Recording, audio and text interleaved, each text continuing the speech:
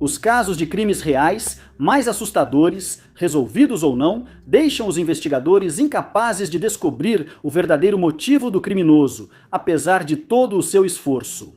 Detetives criminais investigam crimes reais incomuns para desvendar suas histórias.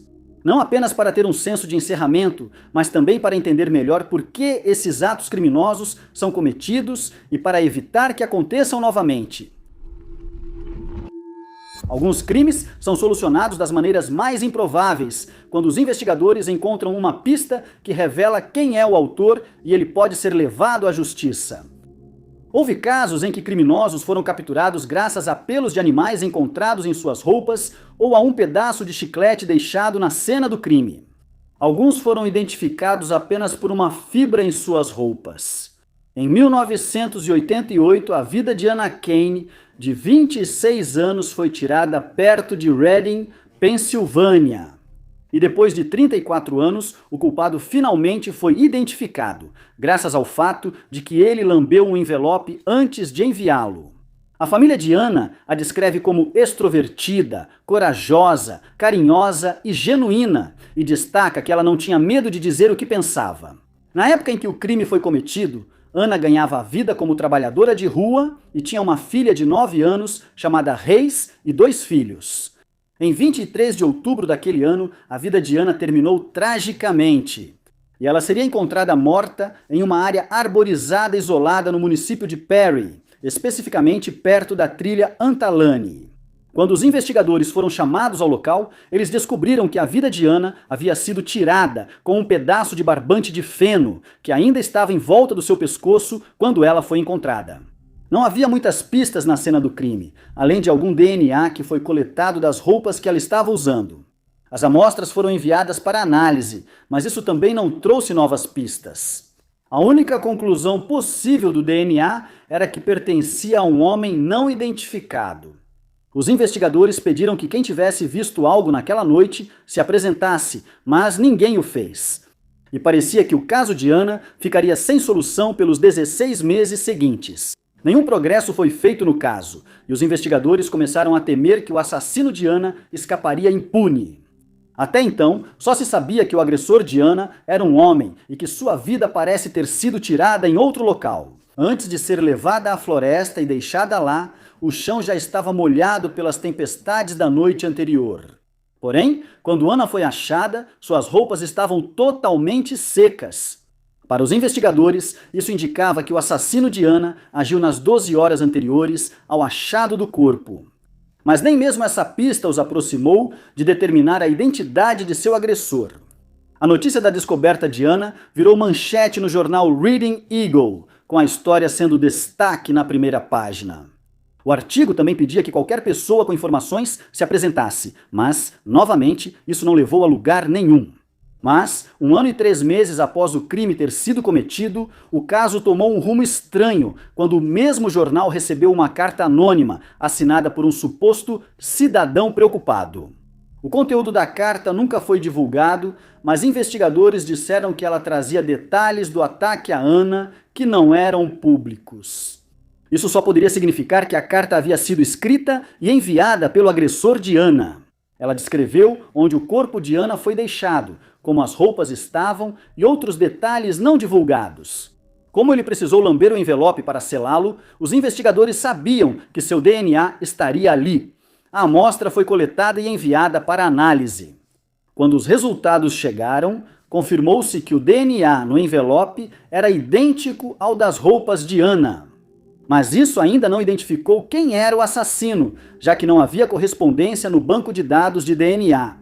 Essa seria a última pista descoberta no caso de Anna pelos próximos 33 anos, e a família deles lutou com o fato de que o agressor dela escapou impune e provavelmente nunca seria levado à justiça. Só em 2022, o caso de Anna foi finalmente revisado, e as amostras de DNA foram enviadas para o Parabon Nanolabs, na Virgínia, para análise. Desta vez, os avanços na tecnologia de DNA permitiram que os investigadores usassem genealogia genética para identificar Scott Grimm como o homem que tirou a vida de Anna. Eles finalmente conseguiram a pista que esperaram por mais de 3 décadas. Mas as esperanças de justiça foram frustradas ao descobrirem que Grimm havia morrido 4 anos antes, de causas naturais, aos 58 anos. Raya afirmou que a família de Anna sentiu alívio quando finalmente descobriu quem era o responsável pela morte dela. Mas também se frustraram porque ele escapou do crime por tanto tempo e nunca enfrentaria as consequências de seus atos hediondos. Acredita-se que Anna aguardava um cliente quando ocorreu o ataque, possivelmente Grimm. Nenhuma ligação entre os dois foi encontrada, mas os investigadores pedem que quem souber se eles se conheciam se manifeste. Sabe-se que Grimm morava em Hamburgo, Pensilvânia, durante o ataque, mas poucas outras informações são conhecidas sobre ele. A Polícia Estadual da Pensilvânia afirmou mais uma vez que não vai divulgar a carta que foi enviada ao Reading Eagle e que não vai revelar mais detalhes sobre o conteúdo dela. Acrescentaram que o DNA de Grimm será testado para verificar ligação com outros crimes com amostras coletadas. Com sorte, solucionando mais casos e trazendo desfecho às famílias que esperam por justiça. Os policiais que isolaram a cena do crime em 1988 foram elogiados, pois só foi possível identificar o assassino de Anna graças às amostras de DNA preservadas. Às vezes, uma amostra de DNA é coletada, mas armazenada incorretamente, causando sua degradação. E no fim, a impossibilidade de compará-las com amostras recentes ou DNA enviado ou coletado da família. O caso de Anna é estranho e teve um desfecho insatisfatório. Isso mostra aos criminosos que podem ser responsabilizados por crimes mesmo décadas após cometê-los. E também traz esperança para as famílias de pessoas desaparecidas e vítimas de crimes de que nunca é tarde demais para a verdade ser revelada. O assalto da Lufthansa é uma famosa história de crime real que aconteceu em 11 de dezembro de 1978. Às 3 da manhã, uma van preta parou em frente a um armazém de carga no Aeroporto Internacional John F. Kennedy. Às 4 da manhã, meia dúzia de homens mascarados roubaram mais de 6 milhões em dinheiro e joias de um armazém do aeroporto em menos de 1 hora. O plano foi originalmente elaborado por um funcionário de carga do aeroporto John F. Kennedy, chamado Peter Grunwald. Como funcionário da Lufthansa, ele sabia que aviões chegavam regularmente ao aeroporto John F. Kennedy com grandes quantias de moeda americana sem identificação. Caminhões blindados escoltavam os aviões até o banco, permitindo aos turistas trocar moeda por dólares. No entanto, quando os voos tinham um grande atraso, às vezes armazenavam uma pequena fortuna durante a noite nos depósitos do aeroporto onde Pedro trabalhava. Ele e outro funcionário de carga, Louis Warner, concordaram em seguir com o plano de pegar o dinheiro do depósito. Mas em vez de dividir o dinheiro, Louis foi até seu agiota, Martin Krugman, que contou a ideia para o infame gangster Henrique Hill. Henrique fez sua fortuna e queria participar do assalto. Então, ele chamou James Burke, o famoso Jimmy, o cavalheiro, para ajudar a planejar o roubo. Henrique Hill e Jimmy, o cavalheiro, já conheciam o aeroporto John F. Kennedy, depois de pequenos roubos a caminhões cheios de mercadorias no passado, mas nada nessa escala. Com informações privilegiadas dos trabalhadores de carga, a máfia conseguiu invadir no momento perfeito e escapar. Eles provavelmente teriam tido sucesso se o motorista de fuga, Parnell Stephen Edwards, não tivesse estacionado acidentalmente no meio da rua em vez de levar a van para ser destruída em um ferro velho. Como informado, após tanto planejamento, suas digitais e uma pegada foram achadas como prova na cena do crime. Mas antes que os investigadores do FBI pudessem ligar totalmente Parnell ao crime e obter uma confissão, sua vida foi tirada. Por ordem de Jimmy, o cavalheiro, Martin Krugman, o agiota, deveria ser morto, seguido por mais 10 pessoas, desde capangas do roubo até quem ajudou a lavar o dinheiro. Até testemunhas inocentes, apenas por presenciarem o crime, quase todas morreram antes da solução do caso. No verão de 1979, o FBI precisou agir rapidamente para resolver o mistério antes que fosse tarde demais. Eles convenceram Peter Grunwald a testemunhar contra Louis Warner, mesmo que Werner nunca tenha acusado suspeitos da máfia criminosa. Cumpriu só 5 dos 15 anos de sentença antes de ser liberado para o programa de proteção a testemunhas. Se outros indivíduos notórios estiveram envolvidos ou não no assalto da Lufthansa e conseguiram escapar, continua sendo um dos maiores mistérios não resolvidos da história do crime real. Em 2014, houve um avanço no caso quando um membro da família criminosa, Bonanno, chamado Vincent Azzaro, foi preso. Mas ele não foi condenado devido à falta de provas. Incrivelmente, mais de 5 milhões em joias do famoso crime continuam desaparecidos. Kathleen Hemphill, 51 anos, foi vista pela última vez em sua casa no quarteirão 5900 da West 4th Place, Tulsa, Oklahoma, em outubro de 2017. De acordo com relatos, a última vez que Cat foi vista foi quando ela estava do lado de fora de sua casa, discutindo com o marido. Infelizmente, há poucos detalhes disponíveis sobre o desaparecimento de Kathy. O desaparecimento dela só foi comunicado ao departamento do xerife de Tulsa em fevereiro de 2018. Amigos e familiares de Cat relataram seu desaparecimento após não conseguirem contato com ela. Esses amigos contaram ao departamento do xerife do condado de Tulsa que, ao ligarem, o marido de Cat atendia e dava diferentes razões para ela não atender. Quando Cat foi considerada desaparecida, seu marido não identificado disse à polícia que achava que ela tinha ido para a Califórnia. Cat deixou seu cachorro querido e seus pertences pessoais para trás. A família afirmou que é muito incomum Cat sumir por tanto tempo sem dar notícias. Em fevereiro de 2018, pouco depois de Cat ter sido dada como desaparecida, John David Lee, de 33 anos, foi preso após ser encontrado dirigindo o Chrysler Cruiser 2005 de Kathy White no condado de Osage, Oklahoma. John fugiu da prisão em uma abordagem de trânsito, mas foi recapturado depois. John David Lee também está ligado ao desaparecimento de Richard Horn, de 42 anos, que foi visto pela última vez em Cleveland em julho de 2014. John era conhecido por ter sido a última pessoa com Richard antes do desaparecimento dele na rodovia 64 dos Estados Unidos da América. John e o marido de Kathy são considerados suspeitos, mas infelizmente o caso dela esfriou. Kathleen Hemphill é descrita como uma mulher branca, de cabelos loiros, olhos verdes, 1,70 metros de altura e 75 quilos. Ela tem cicatrizes no nariz e na parte superior das costas. Quem tiver informações deve contatar o detetive Paul Huss, do departamento do xerife do condado de Tulsa, pelo telefone 9185-965-601, citando o caso 2018-01120. O Dr. Javid Perwas, obstetra e ginecologista, atuando na região da Baía de Chesapeake, no leste da Virgínia, prestou seus serviços a centenas de mulheres. Agentes do FBI e investigadores forenses desvendaram um chocante mistério criminal ao descobrirem que David Perwas lucrava com cirurgias desnecessárias em pacientes desavisadas. O Dr. Perwas atuava na Virgínia desde a década de 1980 e não era novato em investigações criminais. Em 1996, ao ser preso, declarou-se culpado por evasão fiscal e teve a licença médica suspensa temporariamente.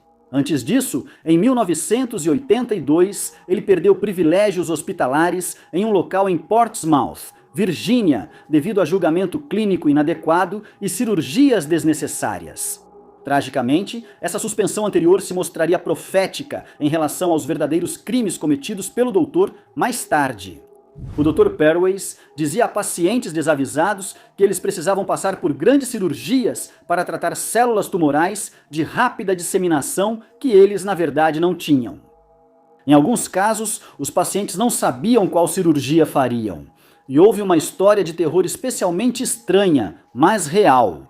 Outra médica informou a uma de suas pacientes que suas trompas de falópio estavam totalmente queimadas, restando apenas tocos. e ela nunca mais poderia ter filhos. Essa paciente foi só uma entre muitas que perderam a fertilidade para sempre. Em outro caso sombrio e perturbador de crime real, o Dr. Pervaz falsificou registros de pacientes grávidas para induzir o parto antecipadamente, assim ele poderia ser reembolsado pelo parto. Essa prática criminosa colocou pacientes e bebês em risco de várias complicações, segundo arquivos do FBI. Ele também cobrou das companhias de seguro centenas de milhares de dólares por procedimentos que não realizou. Os crimes médicos do doutor foram eventualmente identificados e solucionados por um funcionário astuto que suspeitou que ele estava realizando procedimentos desnecessários e perturbadores. O funcionário entrou em contato com o FBI, que iniciou uma investigação sobre seu histórico e também conseguiu prender Pervaz por seus crimes. Em 2012, ele foi condenado por 52 acusações federais de fraude em serviços de saúde de 2010. De acordo com os investigadores criminais, Pervaz foi motivado unicamente pela ganância financeira. Após ser preso, constatou-se que ele levava vida de luxo. O FBI apreendeu um Bentley, 2 propriedades e mais de 2 milhões. Mais de 25 testemunharam no julgamento e o tribunal ouviu mais de 60 declarações de impacto das vítimas. Graças ao esforço dos agentes especiais do FBI e à coragem de quem compartilhou suas histórias. Peruz, condenado a 59 anos de prisão em setembro de 2020, nunca mais exercerá a medicina. Ser condenado injustamente por um crime e preso deve ser uma das experiências mais assustadoras e frustrantes. Você sabe com certeza que é inocente, mas não tem como provar isso. Foi isso que aconteceu com Craig Coley, um homem de 71 anos que foi enviado para a prisão por tirar a vida de 2 pessoas em novembro de 1978. Em Simi Valley, Califórnia, no dia 11 de novembro daquele ano, Rhonda Wicked, de 24 anos, e seu filho foram encontrados mortos em seu apartamento, e uma investigação foi imediatamente iniciada. Logo foi determinado que quem tirou a vida deles rearranjou itens no apartamento para que parecesse que havia ocorrido um assalto. Vizinhos de Rhonda disseram ter ouvido uma briga em seu apartamento por volta das 5h30 e viram um caminhão estacionado do lado de fora. Afirmaram que o caminhão era de Coley, então com 31 anos e namorado de Wisht. Também foi descoberto que Coley, que trabalhava como gerente de restaurante, estava em processo de terminar seu relacionamento com Wisht, colocando-o ainda mais sob o foco dos investigadores.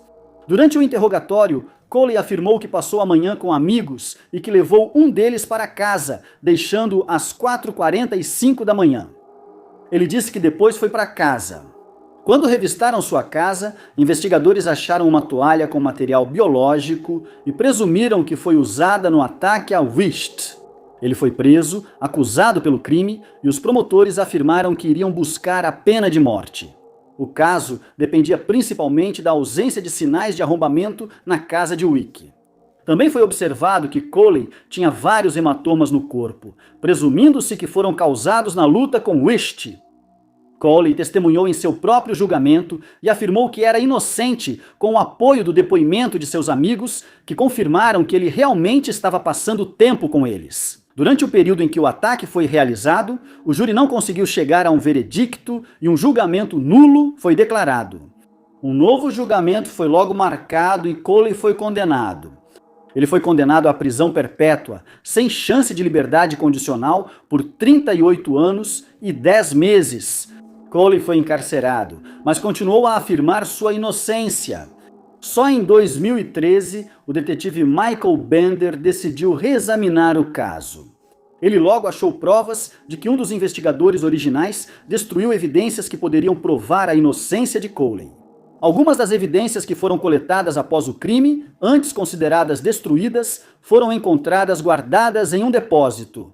Amostras de DNA testadas na época ainda estavam disponíveis, mesmo após a troca de proprietário da empresa que fez os testes. Quando essas amostras foram testadas mais uma vez, descobriu-se que o DNA encontrado na cena do crime não pertencia a Coley, mas sim a um homem não identificado. Mas essa não foi a única inconsistência encontrada quando os investigadores voltaram à cena do crime. Eles analisaram todos os ângulos e descobriram que a declaração dos vizinhos de Wick de que tinham visto o caminhão de Coley estacionado do lado de fora não podia ser verdadeira. Seria quase impossível distinguir os detalhes do caminhão e ainda mais difícil vê-lo naquele horário. Agora, estava praticamente certo que o homem errado havia sido enviado para a prisão por esse crime. E Coley foi finalmente exonerado em 2017 após passar quase 39 anos na prisão por um crime que não cometeu. Ele agora tinha 70 anos por causa de sua condenação injusta. Coley recebeu 2 milhões da junta de indenização às vítimas do governo do estado e ele receberia mais 21 milhões da cidade da Califórnia em um acordo estabelecido. Mas o assassino de Wick seguia foragido. Em 2018, os investigadores começaram a considerar a possibilidade de que sua vida tenha sido tirada por Joseph James DeAngelo, também conhecido como o assassino do Golden State, que já havia sido preso até então. Ele se tornou suspeito depois que veio à tona que ele estava na região na época, que a vida de Wick foi tirada e o DNA dele seria enviado para ser testado em comparação com as amostras coletadas na cena do crime.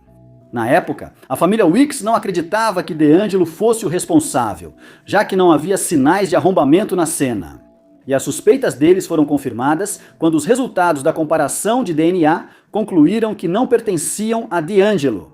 Coley agora estava livre para passar o resto da vida como quisesse, mas nem todos estavam convencidos de sua inocência. Ao menos um membro da família Wicks acredita que ele realmente foi o agressor dela. Afirma que só foi perdoado porque o governador da época, prestes a se aposentar, queria perdoar alguns detentos antes de sair do cargo. Como é tradicional, isso é apenas especulação.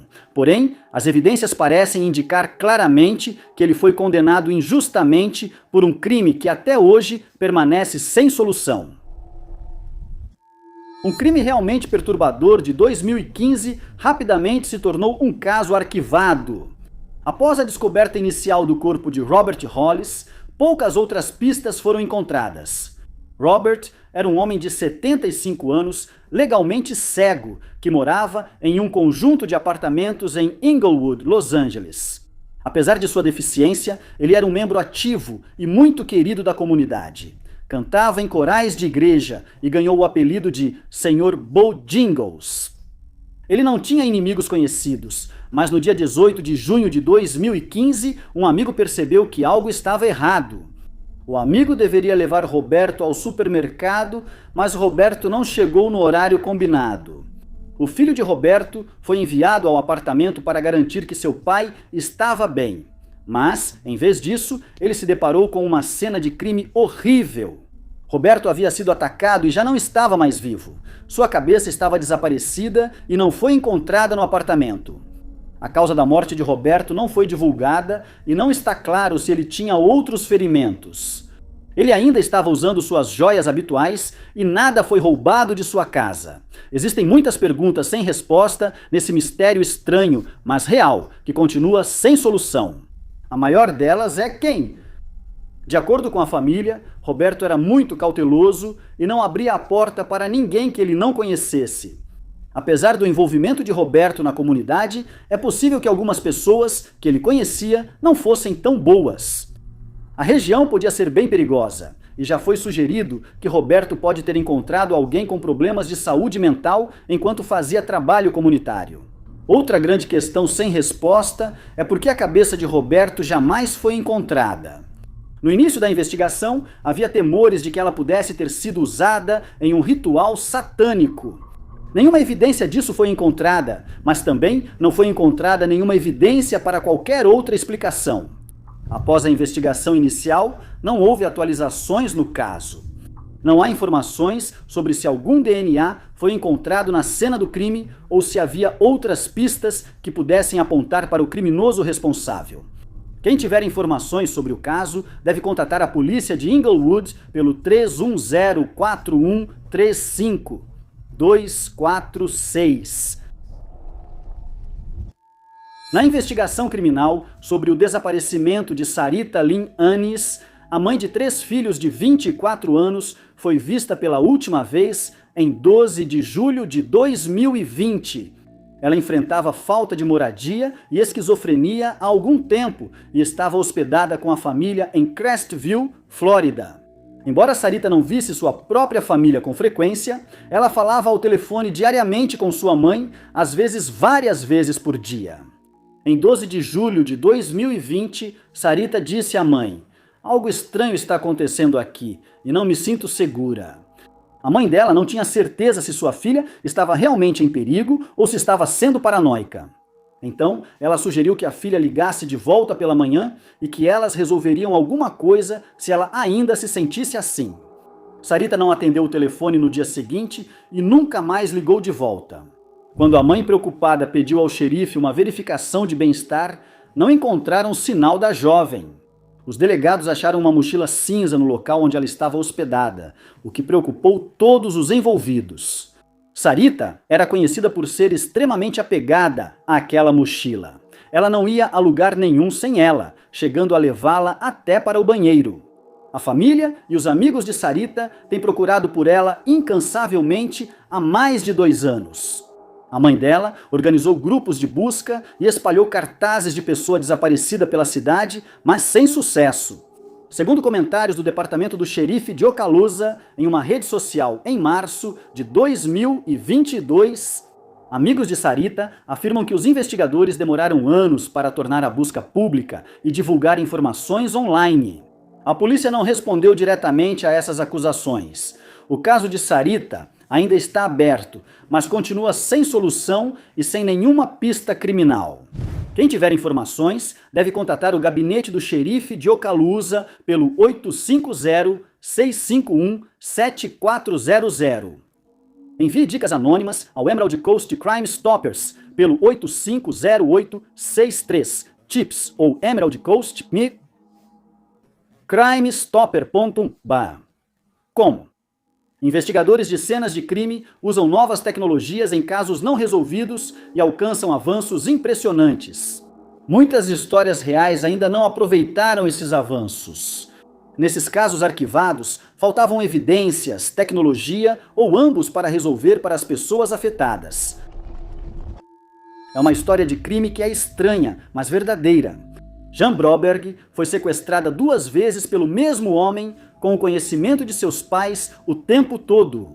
O caso chocante de Jan ganhou as manchetes em 2019, quando foi destaque em um documentário de crimes reais da Netflix.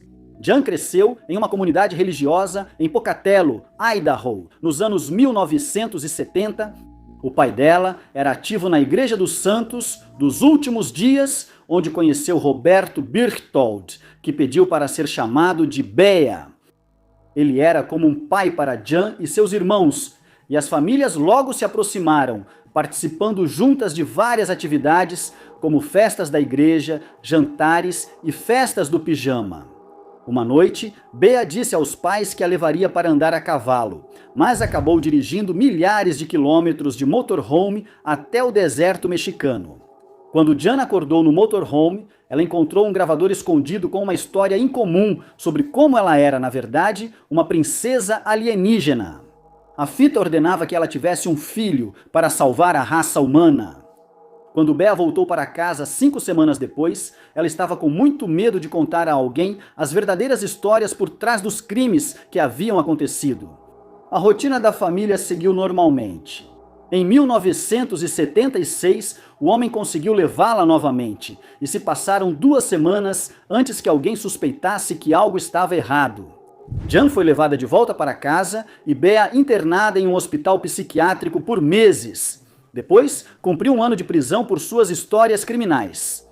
Seu comportamento criminoso sombrio e perturbador continuou, enquanto o homem assustador perseguiu Jan por muitos anos antes de acabar tirando a própria vida. Poucos dias depois de um processo judicial que poderia ter levado à justiça em 2022, Jan, agora atriz, fundou a Fundação Jan Broberg, que oferece recursos e apoio para pessoas com histórias de sobrevivência semelhantes. Saiba mais sobre a organização sem fins lucrativos e o trabalho de Jan em janbrobergfoundation.org. Em 17 de janeiro de 1970, Elabeth May Keller casou-se com Jean Lodermeyer e iniciaram juntos uma nova vida na casa de Jean, em Dakota do Sul. Os primeiros anos de casamento deles foram de pura felicidade. Elabeth frequentou a Northern State University e a Augustana University e obteve seu diploma em serviço social em 1972. A personalidade acolhedora e cuidadosa de Elabeth era ideal para seu trabalho no escritório de serviços comunitários. Elabeth gostava de ajudar e seus pais achavam que esse era seu propósito. Quase todos que conheciam Elabeth se apaixonavam por ela, e era raro alguém não gostar dela. A família de Elabeth sempre desaprovou Jean, conhecido por seu temperamento violento. Jean estava com raiva de Elabeth e em 1973, aos 25 anos, ela pediu o divórcio. Um ano depois, Elabeth morava sozinha na North Indiana Avenue e namorava Jerry Thomas. O casal se conheceu no dia seguinte ao pedido de divórcio de Elabeth e ambos acreditavam que o destino divino os uniu. Jean e Elabeth estavam afastados, mas Jean era muito manipulador. Elabeth estava esperando que seu divórcio fosse finalizado para que finalmente pudesse seguir em frente com sua vida. Mas ela desapareceu antes que isso pudesse acontecer. Ela faltou ao trabalho em 7 de março de 1974 e colegas avisaram Jerry, que contatou a polícia de Sioux Falls. Durante a busca na casa de Elabeth, investigadores encontraram uma pizza com uma fatia faltando e um pão deixado para crescer. Sem sinal de Elabeth em casa, só faltavam sua bolsa e casaco. O carro permanecia na garagem, onde fora deixado na noite anterior. Jerry disse ao Argus Leader que se submeteu a um teste de polígrafo, embora não se saiba se Jean fez o mesmo. Jerry passou com louvor e os investigadores o descartaram como suspeito. Em anos, só ocorreram 2 avanços relevantes no caso. O primeiro ocorreu ainda em 1974, quando os cartões de crédito de Elabeth foram achados em um banheiro feminino de uma estação de trem em Manitoba, Canadá. Os investigadores não confirmaram se Elabeth esteve em Manitoba, mas acham provável que outra pessoa tenha deixado os cartões lá. A segunda pista apareceu 18 anos depois do desaparecimento de Elabeth. A bolsa desaparecida de Elabeth não estava mais desaparecida. Ela foi encontrada às margens do rio Big Sioux, a leste de Sioux Falls. Dentro da bolsa estavam sua carteira, porta-moedas e talão de cheques. Jean segue como pessoa de interesse no caso de Elabeth. Buscas em Sioux Falls e no rio Big Sioux não tiveram resultado desde o desaparecimento de Elabeth. Jean foi presa e encarcerada várias vezes por acusações não relacionadas. Se ainda estivesse viva hoje, ela teria 74 anos. Elabeth May Lodermeyer é uma mulher branca, cabelos castanhos, olhos verdes, 1,55 metros e 48 quilos. Quem tiver informações deve contatar o Departamento de Polícia de Sioux Falls pelo 605-300 e 677.212, informando o caso 1974.456. Em alguns casos de crimes reais, um crime gera outro, já que a pessoa responsável tenta encobrir seus rastros, eliminando qualquer evidência que possa incriminá-la. Mas às vezes a evidência não é uma digital ou arma usada no crime, mas uma pessoa viva. O caso de Robert Durst, 78 anos, começou em 1982, quando sua esposa Kathy, de 29 anos, desapareceu misteriosamente. Ela estava quase concluindo a faculdade de medicina e morava em South Salem, Lewisboro, com Robert, seu marido, há 9 anos. Kathy e Robert se conheceram em 1971, enquanto ela trabalhava como higienista dental. Depois de namorarem por pouco tempo, decidiram morar juntos em Vermont. Mas eles voltariam para Nova York pouco tempo depois, para que Robert pudesse se juntar ao negócio da família dele, uma empresa imobiliária.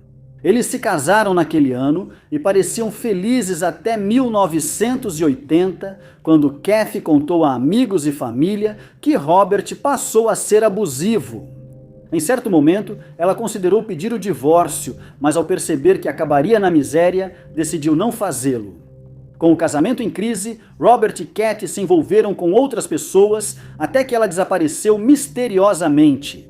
O irmão de Kathy, Jim McCormick, afirmou que viu Kathy pela última vez durante uma reunião de Natal em família.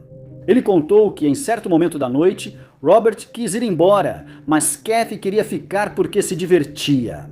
Isso fez com que Robert ficasse muito irritado, e ele agarrou Kathy pelos cabelos, forçando-a a ir embora. Depois, foi revelado que Kathy sofreu abusos de Robert por muitos anos. Os detalhes disso foram descobertos após seu desaparecimento por sua família em um diário que ela mantinha. Kathy nunca foi encontrada, mas os investigadores sempre tiveram uma suspeita de que Robert era responsável não apenas pelo desaparecimento dela, mas também por tirar sua vida. Eles só não tinham as provas para sustentar suas suspeitas. O caso foi reaberto em 1999, após investigadores receberem uma dica sobre o possível local do corpo de Kathy. A dica, porém, foi vista como invenção. A casa de campo de Roberto em South Salem e um lago próximo foram revistados, mas nada foi encontrado e não há novas linhas de investigação. Os investigadores entrevistaram Susan Berman, melhor amiga de Roberto em Los Angeles, mas ela não trouxe novas informações. Em 24 de dezembro de 2000, Berman foi encontrada morta em casa após a polícia de Beverly Hills receber uma carta anônima dizendo que havia um cadáver lá. Eles descobriram que ela foi atacada com uma arma de fogo e os investigadores rapidamente descartaram o roubo como motivo. Como todos os objetos de valor dela ainda estavam na casa e não foram encontrados sinais de arrombamento na propriedade. O primeiro suspeito no caso de Susan foi seu gerente, Neil Brenner. Mas os amigos de Kathy insistiram para que os investigadores olhassem ainda mais de perto para Robert, já que eles acreditavam que ele tirou a vida de Susan para mantê-la em silêncio sobre o desaparecimento de Kathy. Mas amigos e familiares de Susan dizem que isso não é possível. Como ela era leal a Robert e nunca teria testemunhado contra ele, mesmo que soubesse de algo sobre o desaparecimento repentino da esposa dele, é aqui que o caso de Robert fica ainda mais estranho. Em abril de 2000, ele decidiu sair de Nova York por estar cansado da publicidade do caso na mídia. Ele se mudou para Galveston, Texas, onde inexplicavelmente se disfarçou de Dorothy Siner, uma mulher muda. No Texas, ele ficou em uma pensão e conheceu Morris Black, hóspede do quarto ao lado. Em setembro daquele ano, Morris Black foi achado morto no oceano. E durante essa investigação, eles encontraram uma embalagem que antes continha um serrote, junto com um jornal que tinha o endereço da pensão escrito nele. Eles vasculharam a pensão e acharam um recibo com o nome de Robert Durst. Uma busca mais minuciosa foi então realizada e os investigadores encontraram um rastro de material biológico levando até o quarto de Dorothy Siner. Ao revistar o quarto, encontraram uma lâmina afiada com material biológico. Descobriu-se então que Robert Durst era Dorothy Siner. Um mandado de prisão para Robert Durst foi concedido imediatamente. Ele foi encontrado em um motel registrado como Jim Truss. Ele foi preso e, ao revistarem seu carro, encontraram um arco de serra e uma arma de fogo. Robert conseguiu pagar a fiança de 300 mil e, após o pagamento, desapareceu novamente. Ele seria preso em novembro de 2001, quando foi pego roubando um sanduíche de uma loja de conveniência, apesar de ter mais de 500 com ele. Desta vez, ao revistarem o carro, os investigadores acharam a carteira de motorista de Morris Black e 2 armas de fogo. Ele então admitiu ter tirado a vida de Morris Black, mas alegou que fez isso em legítima defesa e foi considerado inocente. Ele ficou preso por violar a fiança e em dezembro de 2005 foi libertado condicionalmente, devendo permanecer próximo de casa. Porém, ele logo perdeu a liberdade ao violar a condicional ao retornar à pensão onde matou Morris Black. E foi visto pelo juiz que supervisionou seu julgamento enquanto ele estava na região. Em 2010, Andrew Jarek, o cineasta que produziu um documentário sobre a vida de Robert, descobriu um envelope que estava endereçado a Susan por Roberts. Ele continha a mesma caligrafia da carta anônima enviada aos investigadores em 2000, 4 anos depois, os investigadores reabririam o caso de Susan.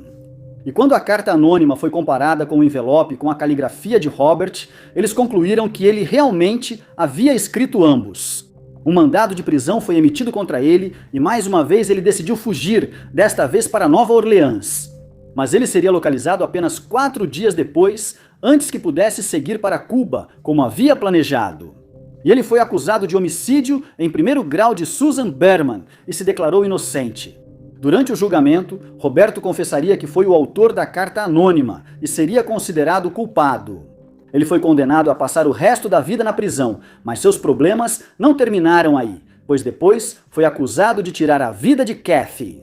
33 meses depois, Roberto teve um ataque cardíaco e morreu antes de responder pelo sumiço da esposa. Acredita-se que Roberto participou de outros crimes, mas é improvável que sejam resolvidos, pois ele não pode ser julgado nem interrogado. O que é certo, porém, é que ele foi um indivíduo que fez do crime um hábito durante toda a sua vida adulta. E ele teve sorte de passar apenas um curto período na prisão, já que se acredita que ele tirou a vida de pelo menos 3 pessoas. Por mais de 30 anos, os amigos e familiares de Dana Bailey têm buscado justiça nesse perturbador mistério de caso não solucionado. Dana era uma estudante em seu último ano na Universidade Estadual da Pensilvânia em 1987. Ela morava fora do campus e trabalhava como garçonete em uma lanchonete local. A última vez que alguém falou com Dana foi por volta das 21 horas.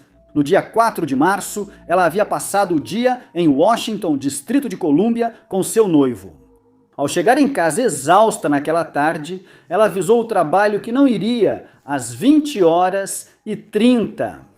Dana falou com o namorado por meia hora ao telefone enquanto estava sozinha em casa, como muitos estudantes. Sua colega foi para casa ver a família no feriado. O que ocorreu após ela desligar o telefone permanece um mistério. A cena do crime aterrorizante foi descoberta na manhã seguinte. A mãe de Dana, Shirley, tinha vindo visitá-la e encontrou o corpo da filha no chão do quarto. Ela foi brutalmente atacada com uma arma branca da cozinha. A polícia descobriu que o criminoso entrou na casa de Dana pela janela. Eles também fizeram uma descoberta assustadora ao recriar a cena do crime. A forma como o corpo dela foi deixado parecia ter sido posicionado e seria visível de um prédio de apartamentos vazio do outro lado da rua. O prédio de apartamentos estava em reforma. Na época do crime não resolvido, a polícia achou as mesmas pegadas no prédio e no apartamento de Dana. A polícia agora acredita que o criminoso observou Dana antes de cometer o crime e pode ter retornado ao mesmo local para olhar para o corpo dela. Depois, a polícia investigou os mais próximos de Dana, mas confirmou que nenhum parente estava envolvido no crime. Na época, houve muita divulgação sobre o crime não solucionado, mas o caso rapidamente esfriou, sem pistas concretas. Ao longo dos anos, várias denúncias foram feitas com nomes de pessoas que poderiam estar envolvidas, mas em todas as ocasiões, a polícia não encontrou nenhuma evidência que as ligasse ao crime. A DNA disponível neste caso arquivado, assim como uma recompensa para informações que levem à sua solução. Quem tiver informações pode ligar para o Centro de Denúncias do Condado Central no 800-877-99-CRIME. Em 23 de abril de 1993, Virginia Sue Picton Noyes, de 26 anos, seu marido Larry e seu irmão Roger viajaram de Easton, Maine, para Bangor, Maine, para visitar parentes. A primeira parte da viagem ocorreu conforme o planejado, com Larry e Roger comemorando por poderem ver a família. Ao fim da visita, Virginia, Larry e Roger foram relaxar em um bar local antes da viagem de 154 milhas, de volta para casa. No bar, Larry e Virginia discutiram e logo começaram a brigar fisicamente. Virginia tentou sair e se afastar da discussão, mas Larry não deixou. Ele correu atrás dela e deu um chute voador, expulsando-a do bar. Quando Virginia já estava no chão do lado de fora, Larry continuou o ataque. Para piorar, Roger também entrou na briga. Felizmente, pessoas intervieram, os irmãos foram presos e Virginia foi levada ao Eastern Maine Medical Center para tratamento. Virginia relatou o ataque à polícia e pediu uma ordem de restrição contra Larry. Segundo a família, ela já havia tentado deixá-lo várias vezes ao longo dos anos, mas ele sempre a encontrava e prometia mudar. Larry nega ter abusado da esposa, mas a família de Virginia relata o oposto. Agnes, irmã de Virginia, conta que recebia ligações dela pedindo para buscar as crianças devido à violência de Larry. Ela contou a uma investigação nacional que frequentemente via sua irmã cheia de hematomas e com um olho roxo. Quando perguntava à irmã o que ocorria, Virginia se retraía e dizia que bateu numa porta ou sofreu um acidente. A família de Virginia sempre a apoiou e dizia estar disponível para ajudá-la a qualquer momento. O ataque em 23 de abril confirmou para a família de Virginia que Larry não era bom para ela. O tratamento não podia chegar rápido o suficiente para Virginia e por volta da 1 da manhã, em 24 de abril de 1993, Virginia deixou o hospital sem alta.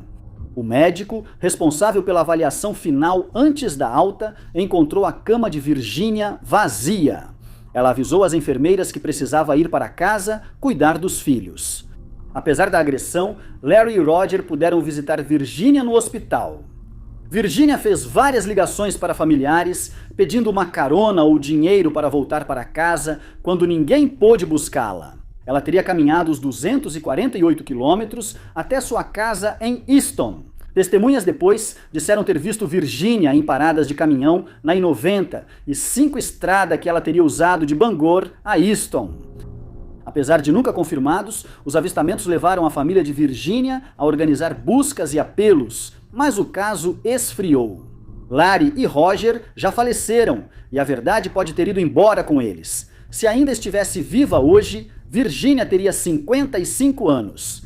Virginia Sue Pictonois é uma mulher indígena, cabelo e olhos castanhos, altura entre 1,60 e 2 metros e 1,68 metros, peso entre 52 e 61 quilos. Possui cicatriz no cotovelo esquerdo e uma em V no antebraço direito.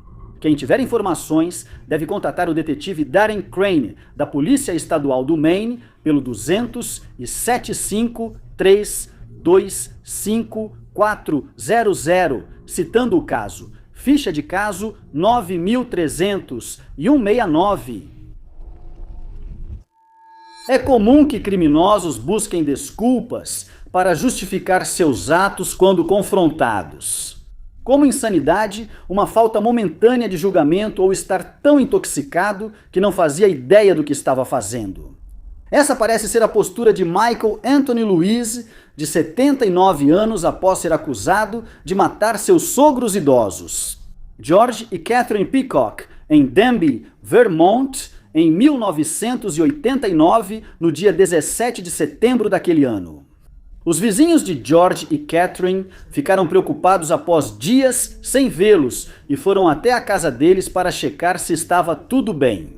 Mas quando olharam pela janela da varanda da residência dos Peacock, fizeram uma descoberta sombria ao perceberem que George estava deitado no chão dentro de casa e presumiram que ele havia se machucado. De alguma forma, eles decidiram tentar entrar na casa, mas como estava trancada, tiveram que usar o controle remoto da porta da garagem do carro do casal para entrar.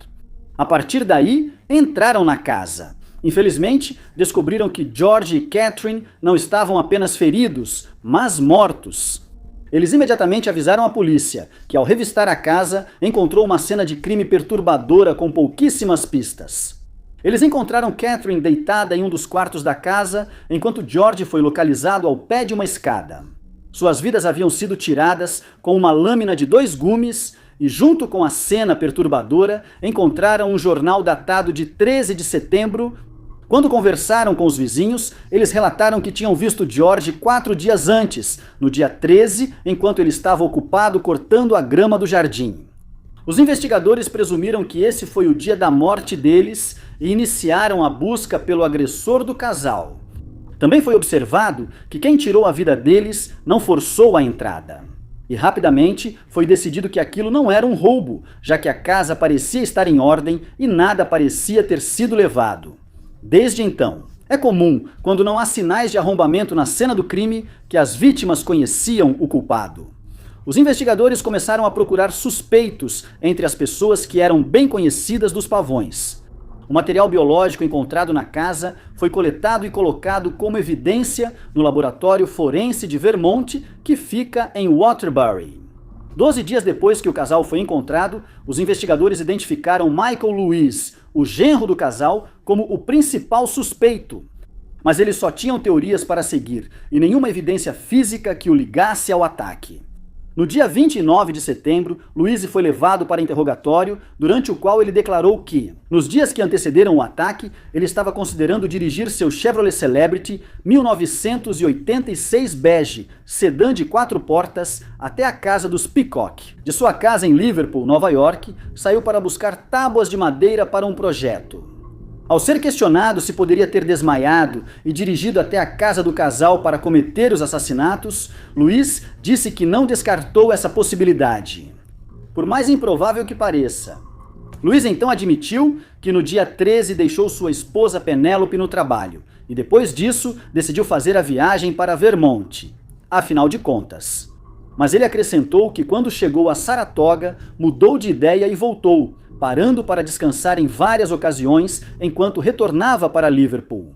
Os investigadores notaram que era muito longe dirigir só para pegar tábuas de madeira, pois as casas estão a 317 quilômetros de distância.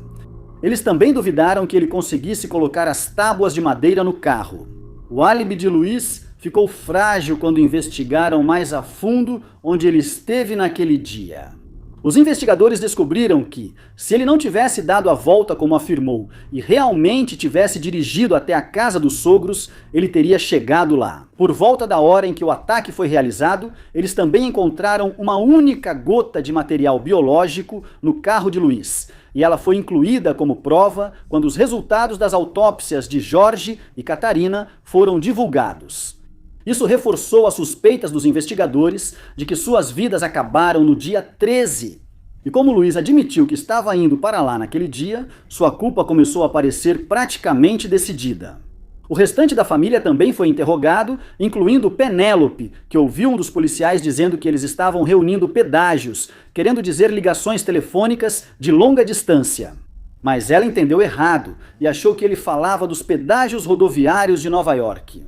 Ela também ouviu eles dizendo que os vizinhos que encontraram o casal tinham visto um sedã bege perto da casa, muito parecido com o que Louise dirigia.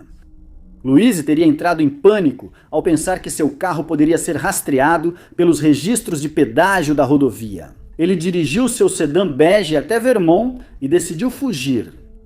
Ele saiu de casa com uma arma de fogo e deixou um bilhete para Penélope, escrito de forma que ela acreditasse que ele estava pensando em tirar a própria vida. Ela entregou o bilhete à polícia, que ao analisá-lo, fez a descoberta. Ele fugiu por não querer fazer o teste do polígrafo e temer que os investigadores não acreditassem em sua versão. Ele disse que tinha dificuldades para comer e dormir e achou melhor ir embora para não prejudicar a família. Não se sabe ao certo o significado da declaração dele. Logo depois, Luiz pediu uma entrevista a um dos detetives do caso e confessou ter feito uma viagem de carro mais longa naquele dia do que admitira antes. Mas Patricia Gannon, sobrinha de Luiz, disse que ele contou ter ido de carro a Vermont e lembrava de estar lá, mas não do que fez durante a visita. Desde então, ele havia experimentado uma espécie de apagão. Mas essa não foi a primeira vez que Luiz usou essa defesa. Quando foi preso por um crime anterior, em 1966, ele também afirmou que não se lembrava de ter cometido o crime, já que, segundo ele, ficou em branco. Ele cumpriu 6 anos de prisão por esse crime. Quando Luiz e Penélope foram questionados por não comparecerem ao serviço memorial dos Pavão, disseram que queriam evitar os holofotes da mídia e a atenção indesejada. Mas esse não foi o único comportamento estranho do casal durante 2 viagens a Vermont após a descoberta dos Pavão. Eles usaram um carro alugado em vez do próprio E quando questionados sobre isso, disseram que não achavam que o carro deles aguentaria a viagem até lá. O que os investigadores acharam estranho. Como Luiz afirmou ele mesmo que estava planejando viajar para lá para pegar as tábuas de madeira em 1990, Luiz teria mais um encontro com a lei. Ao descobrirem que ele, sendo condenado, comprou uma arma de fogo proibida, passou 18 dias na prisão. Nesse período, Gannon e a filha de Luiz revistaram o carro dele e acharam uma lâmina afiada sob o banco do motorista. Constatou-se que era provavelmente compatível com a lâmina usada durante o ataque aos Peacocks, e estava cada vez mais evidente que Luiz era, de fato, o culpado. Em 2020, as evidências de DNA do crime foram enviadas para uma segunda análise após a primeira tentativa falhar. Foi confirmado que o material biológico do carro de Luiz correspondia exatamente ao DNA de Jorge, eliminando dúvidas de que Luiz matou os Peacocks. E em 2022, 34 anos após o ocorrido, ele foi preso, extraditado e acusado de 2 acusações de homicídio em segundo grau. Um dos casos de crimes reais mais incomuns do Colorado aconteceu em 7 de fevereiro de 1999. Um homem chamado Paul Skiba estava separado de Michelle Russell e fazia rotineiramente a viagem de 100 milhas até a casa de Michelle em Granby para ver sua filha Sarah. Em fevereiro de 1999, Paul enfrentou um dilema de trabalho que virou um misterioso e assustador caso real. Paul era dono de uma empresa de mudanças no Colorado em Westminster. E quando um de seus funcionários faltava, isso significava que sua filha pequena teria que ir trabalhar com o pai.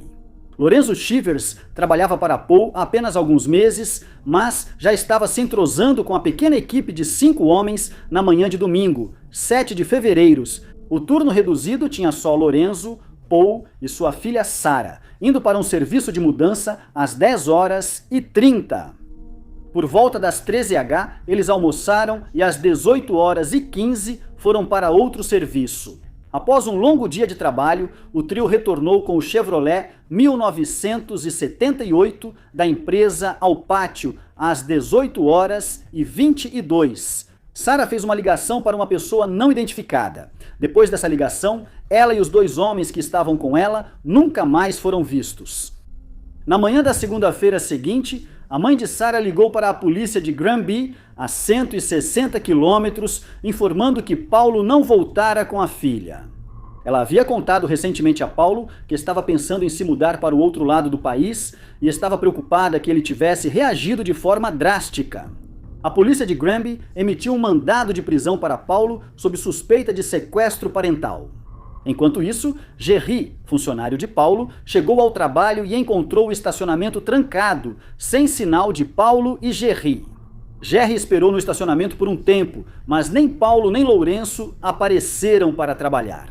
Ele olhava pelo portão para o caminhão de mudanças, achando estranho o ângulo incomum em que estava estacionado. Como a polícia já suspeitava que Paulo era um pai fugitivo, os investigadores só analisaram superficialmente seu veículo abandonado após 3 dias e concluíram que não havia indícios de crime. Várias semanas depois, a pedido de vários membros da família, foi realizada uma busca mais minuciosa envolvendo todos os caminhões da empresa. Os peritos criminais descobriram evidências forenses e biológicas conclusivas, incluindo manchas vermelhas e amostras de pele que confirmaram um mistério aterrorizante e nunca revelado.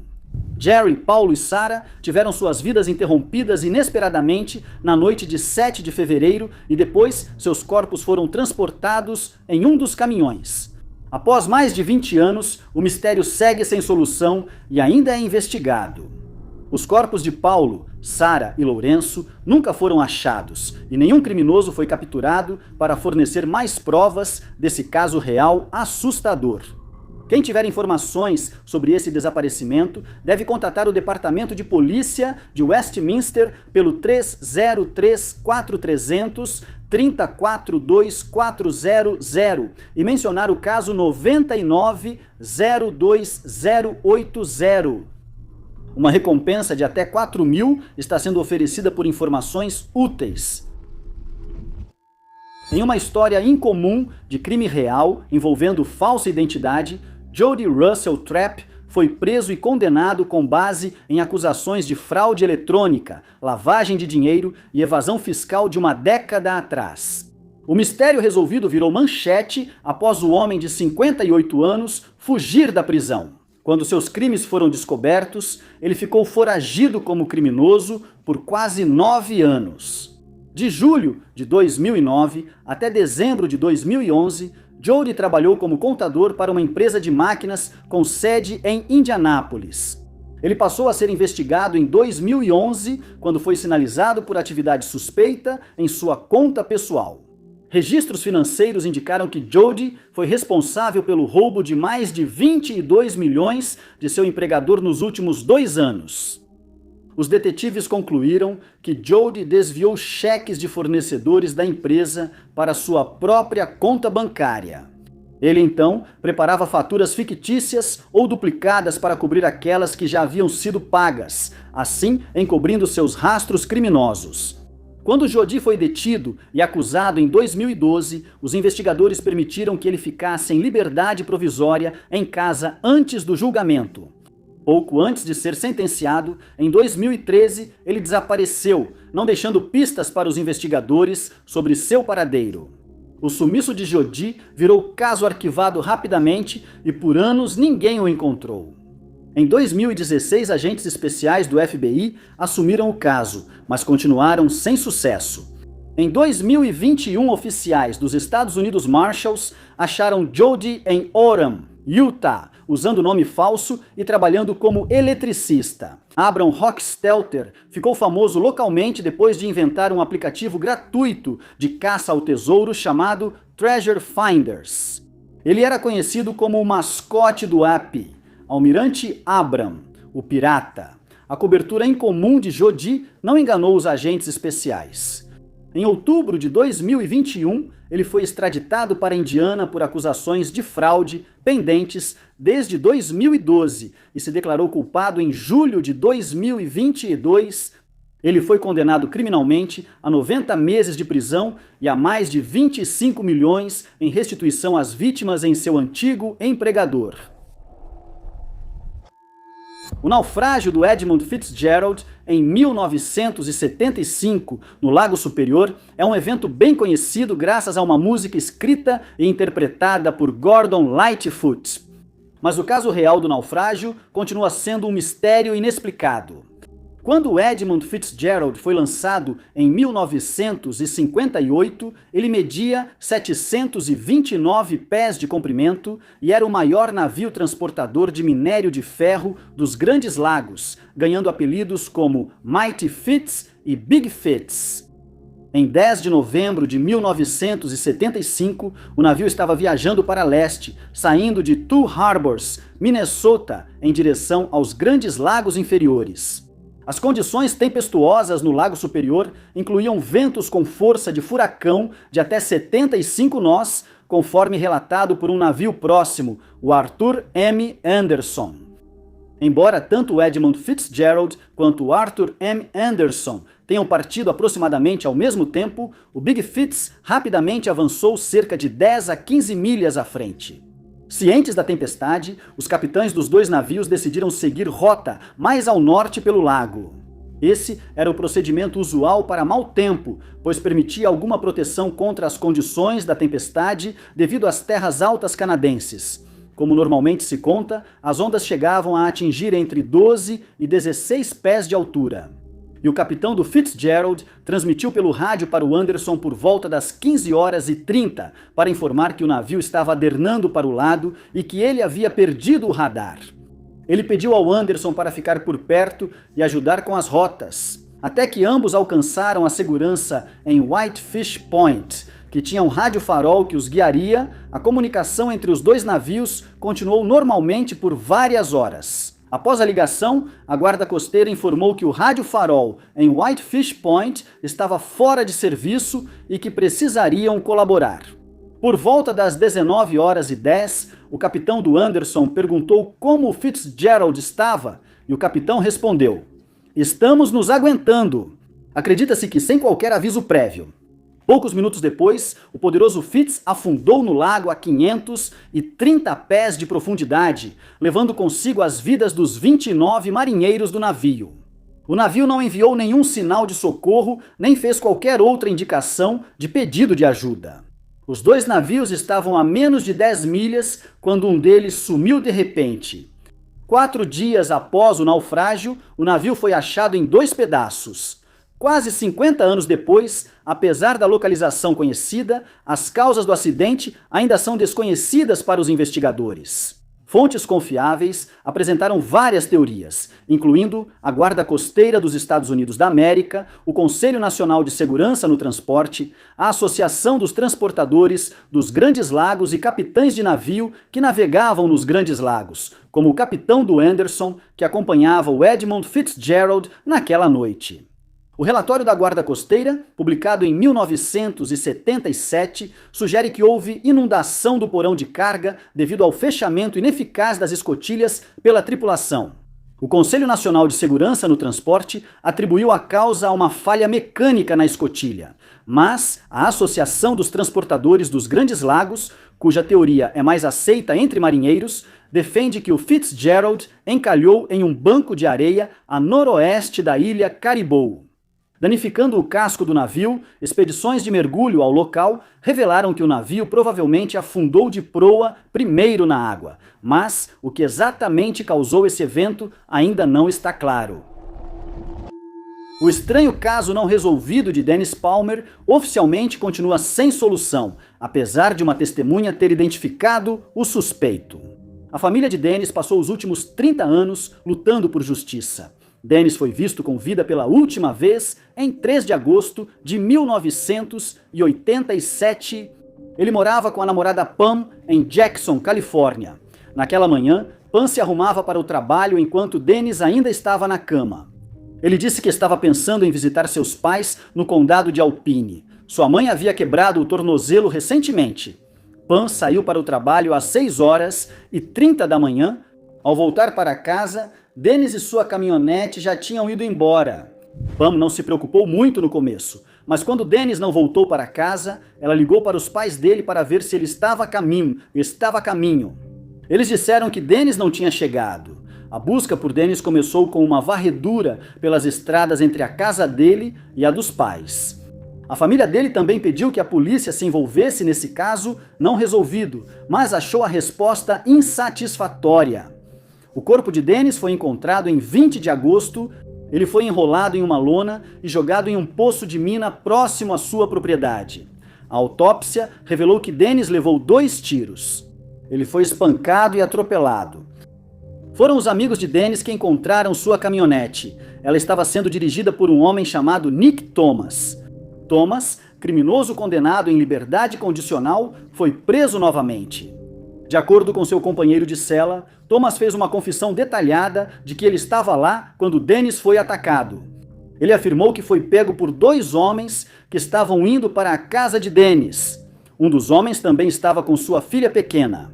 Segundo Thomas, eles invadiram a casa de Dennis e o agrediram. O pai da menina então atirou nele. O companheiro de cela foi à polícia, mas consideraram-no não confiável por ser um criminoso condenado. Mesmo assim, a garota, que estava com os agressores, contou à mãe o que o pai teria feito, mas foi descartada por ser considerada jovem demais para ser confiável. Ninguém foi preso por tirar a vida de Dennis. A família dele continuou a lutar por justiça nesse caso e para que ele seja oficialmente considerado resolvido. Em 29 de outubro de 2006, David Potts, de 21 anos, se envolveu em uma perseguição de carro em alta velocidade e fazia zigue-zague pela Interestadual 70, passando de 210 km por hora. Enquanto a mãe dele tratava o câncer, ele era perseguido pela polícia de St. Anne e pela patrulha rodoviária estadual do Missouri. No Ford Contour cinza do amigo dele, que ele acreditava estar dirigindo apenas porque estava um pouco mais sóbrio do que o amigo. A perseguição terminou quando David perdeu o controle no Blanchette Bridge sobre o rio Missouri. Sem querer se render, ele pulou a grade a pé e pode ter caído na passarela abaixo, ou então diretamente no rio. Ele não foi capturado pela polícia e nunca mais foi visto. Hoje, a principal teoria dos investigadores da cena do crime é que David nunca deixou o rio. O caso segue sem solução porque David pode ter planejado tudo desde o começo. Apenas 2 dias antes de desaparecer, ele disse à mãe que estava cansado de viver a vida que levava e queria mudar. Embora sua mãe ainda ache que ele não desapareceria sem avisar alguém, alguns de seus outros entes queridos acreditam que ele aproveitou a oportunidade para começar uma nova vida. Ele era um nadador excepcional que possivelmente poderia ter escapado. Além disso, ele já havia cumprido pena antes e já tinha dito no passado que faria qualquer coisa para não voltar para a cadeia. David não é visto desde 29 de outubro de 2006 e sua conta bancária permanece intocada. A polícia vasculhou o rio embaixo da Ponte Blanchett em 5 de novembro daquele ano, mas nenhuma evidência foi encontrada no corpo d'água. O caso de pessoa desaparecida de David foi recentemente assumido por investigadores de casos arquivados e precisa ser resolvido. Quem tiver informações deve ligar para o Departamento de Polícia do Condado de St. Louis, 3148892-341. Em maio de 1986, Shelley Sykes, de 19 anos, era estudante na Universidade do Texas e trabalhava como garçonete em Galveston Island. O desaparecimento dela segue como um mistério policial sem explicação até hoje. Era o fim de semana do Memorial Day e o restaurante onde Shelley trabalhava estava lotado de festeiros. Por volta da meia-noite, ela saiu do restaurante e foi para a casa do namorado dela, na vizinha Texas City. Só que ela não chegou ao seu destino e o paradeiro dela continua sendo uma história desconhecida de terror policial real. O mistério realmente estranho começou por volta das 2 da manhã daquela noite, quando o carro vazio dela foi encontrado preso na lama à beira da estrada. Cena do crime. Os investigadores descobriram que a janela do lado do motorista estava quebrada e havia manchas vermelhas no chão e no banco do motorista.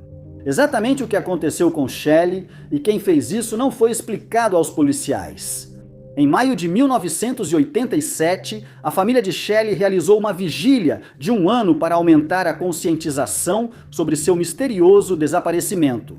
Sua história não contada desencadeou uma campanha na mídia que incomodou um homem chamado John King, da região do Condado de Galveston, que ficou bastante desconfortável com o aumento repentino da publicidade em torno do evento. Ele se mudou para El Paso, Texas, onde o caso de crime real teve um desfecho inesperado. Quando John tentou tirar a própria vida sem sucesso e a polícia o entrevistou para entender o motivo. Ele disse a eles que foi porque sabia o que tinha acontecido com Shelley Sykes e então compartilhou as histórias até então não contadas de seus verdadeiros crimes. Em sua confissão angustiante, ele contou aos investigadores que ele e um amigo chamado Gerald Wurst estavam dirigindo ao lado do carro de Shelley e a assediando. Ela fez um gesto agressivo e, em raiva, foi tirada da estrada e forçada a entrar na caminhonete dele quando uma testemunha viu seu sequestro. John inventou uma história sobre ser um assunto de família complicado, para evitar que o homem denunciasse à polícia esses momentos inacreditáveis. Enquanto John e Gerald confessaram que era verdade que o crime aconteceu com os dois por perto, as histórias que eles deram aos investigadores da polícia foram diferentes. De acordo com John, Gerald enterrou Shelley viva e usou uma pá nela durante seus últimos momentos de vida.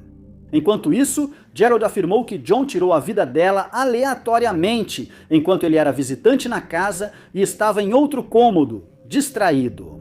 Mesmo após John receber imunidade para revelar onde estavam os restos dela, nenhum dos dois quis levar os investigadores até o local final de Shelley.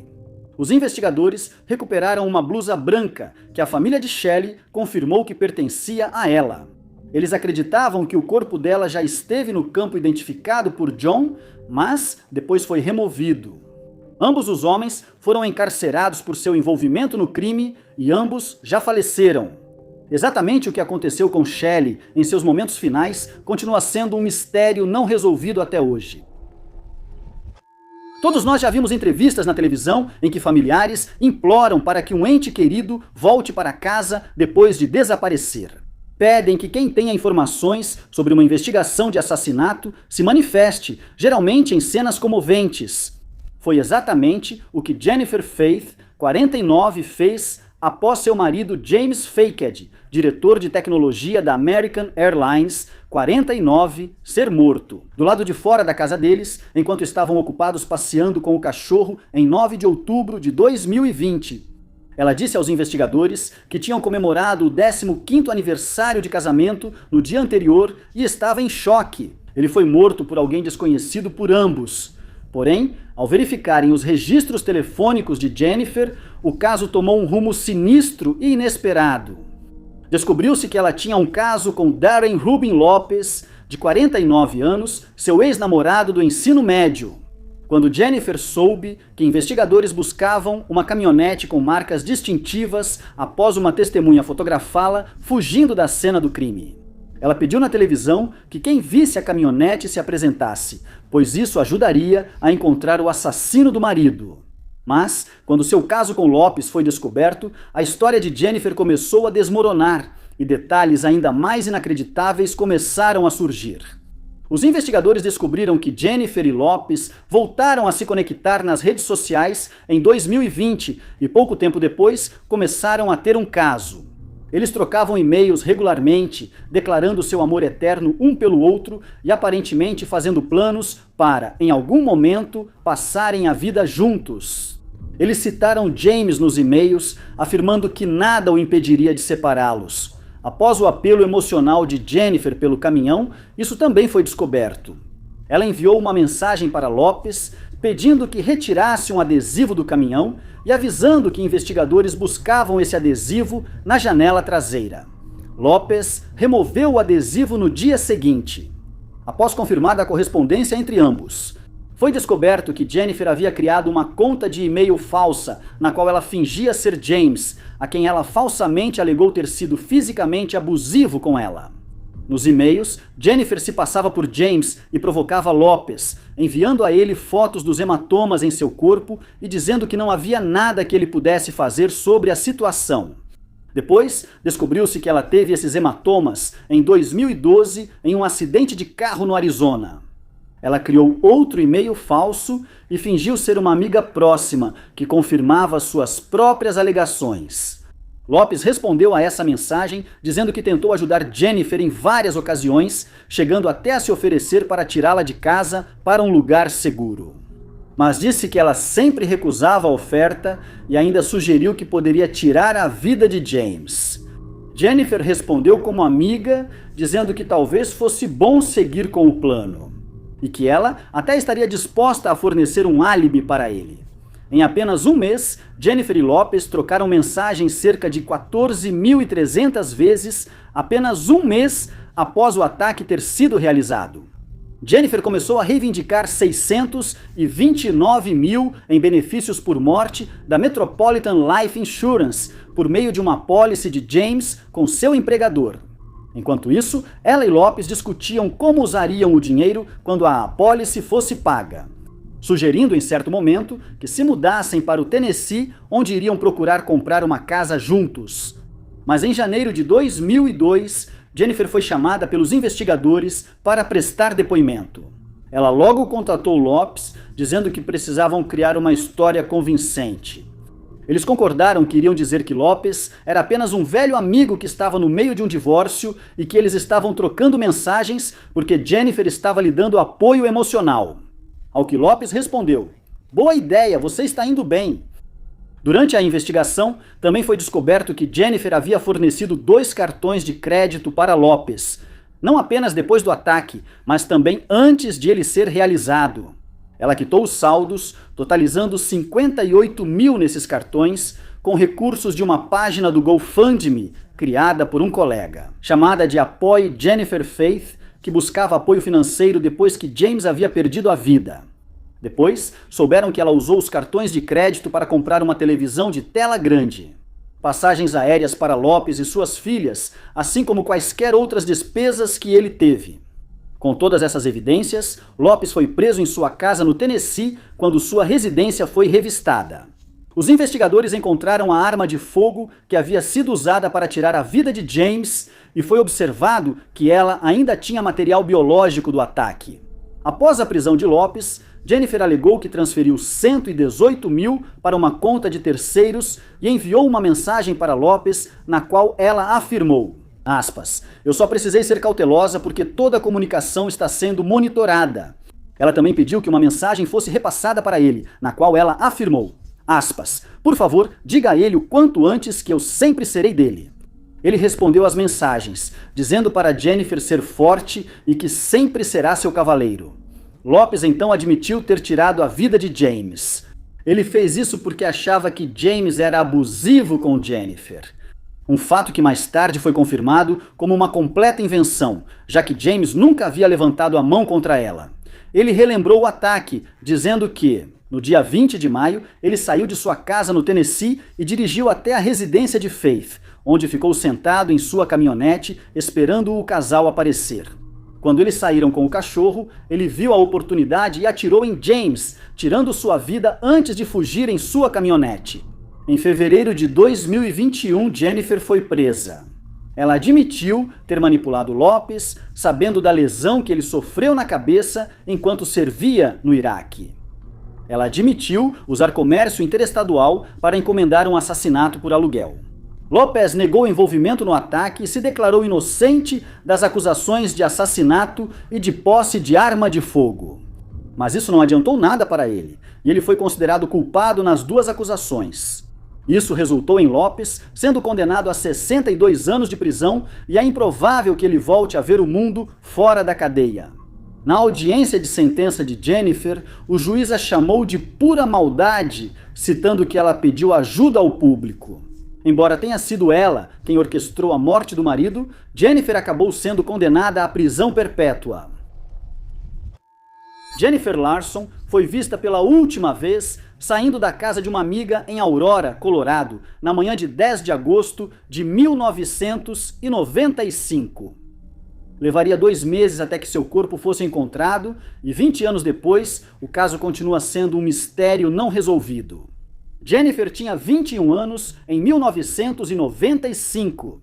Ela estudava na Faculdade Estadual Metropolitana e tinha um emprego de verão na fábrica da Chrysler, junto com seu pai. Ela era descrita como confiável, e quando não apareceu para trabalhar no dia 13 de agosto, seu pai ficou preocupado.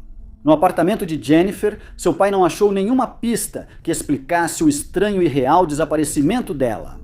Todos os pertences dela permaneciam lá, mas seus gatos pareciam sem cuidados há um tempo. Seu Toyota vermelho também sumiu.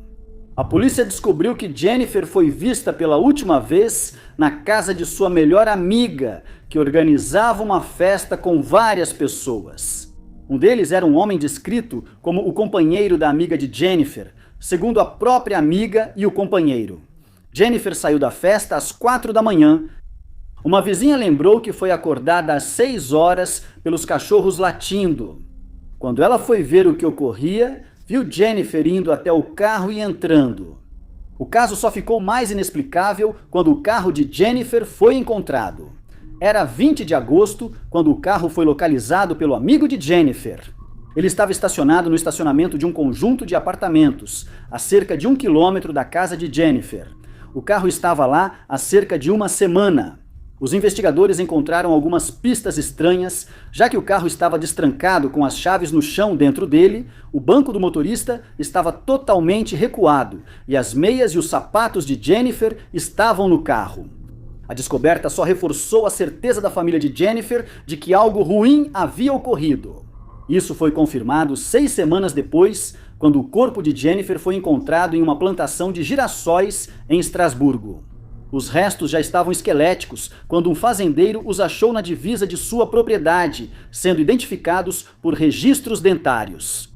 O caso de Jennifer esfriou rápido, com poucas pistas sobre quem estava por trás desse perturbador mistério não resolvido.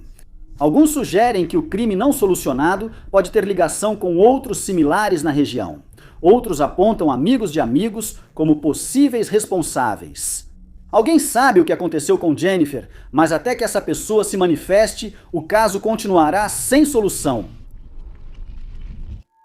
Sandra Talento, 58 anos, estava constantemente indo ao hospital, tropeçando no cachorro, caindo da escada e perdendo o controle do carro. Duas épocas distintas eram histórias de mistério e crimes reais.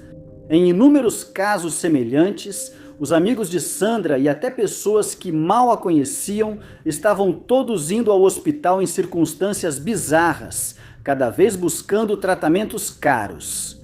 Eles recebiam indenizações de várias apólices de seguro residencial e automotivo. Com o acúmulo dos pagamentos de seguros, agentes especiais incluíam cada novo caso à lista crescente de arquivos não resolvidos do FBI.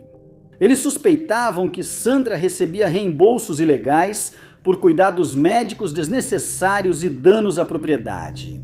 Uma investigação criminal encontrou evidências de que 19 companhias de seguros foram fraudadas em mais de 56 milhões.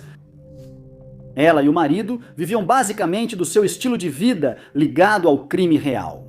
O casal possuía vários carros de luxo e um iate luxuoso. O mistério do crime organizado foi resolvido quando agentes do FBI analisaram os casos mais de perto. Os investigadores descobriram que a própria Sandra às vezes se fazia de vítima e às vezes recrutava outras pessoas para desempenhar esse papel, incluindo pessoas com problemas médicos pré-existentes, mas não tratados. Os participantes frequentemente faziam coisas em si mesmos para deixar marcas de propósito antes de irem ao hospital para que suas histórias parecessem mais autênticas. Sandra atuava como consultora de fraudes e dominava todos os truques para obter indenizações maiores em acidentes de trânsito. Ela sabia que o carro estaria lotado de passageiros. Ela começou a recrutar outras pessoas para que os hospitais não desconfiassem demais. O esquema milionário de Sandra foi tão bem sucedido que, em um único período de 20 dias, em 2013, ela depositou mais de 86 mil em lucros de fraude em sua conta bancária pessoal. No ano seguinte, em um período de 6 meses, ela adquiriu mais de 270 mil. Graças ao trabalho árduo dos agentes do FBI, Sandra foi finalmente capturada e acusada de 19 crimes de fraude, além de vários outros delitos. Sua verdadeira história criminosa chegou ao fim em 2019, quando ela foi condenada a se cumprir 70 meses em uma prisão federal. Andelka Morariu, de 62 anos, morava no bairro Gateway Plaza, em St. Petersburg, Flórida. No dia 2 de março de 2020, ela não apareceu para trabalhar e acabou sendo dada como desaparecida. Embora ela e seu ex-marido, Jorge, tivessem se divorciado em 2018, eles continuaram, às vezes, morando na mesma residência. Após o desaparecimento dela levantar suspeitas, Jorge disse mais tarde aos investigadores criminais que Andelka saiu de casa no dia 28 de fevereiro e nunca mais voltou. Ele disse estar preocupado com o paradeiro desconhecido dela, que para ele era um mistério. Porém, evidências das câmeras de segurança relatadas pela polícia não confirmam essa versão, embora as imagens não tenham sido divulgadas ao público. O vídeo mostra Andelka entrando em casa em 28 de fevereiro de 2020, mas não registra sua saída em nenhum momento. Horas depois, por volta da 1h da manhã, a polícia afirma que George levava um objeto grande da casa ao porta-malas do carro dela. Sem crime comprovado, uma teoria na comunidade de crimes reais sugere que o corpo desaparecido de Andelka foi enrolado em um cobertor ou lona naquela noite. Investigadores depois vasculharam a casa do casal e seus 2 carros, encontrando evidências biológicas não especificadas ligadas ao caso de Andelka.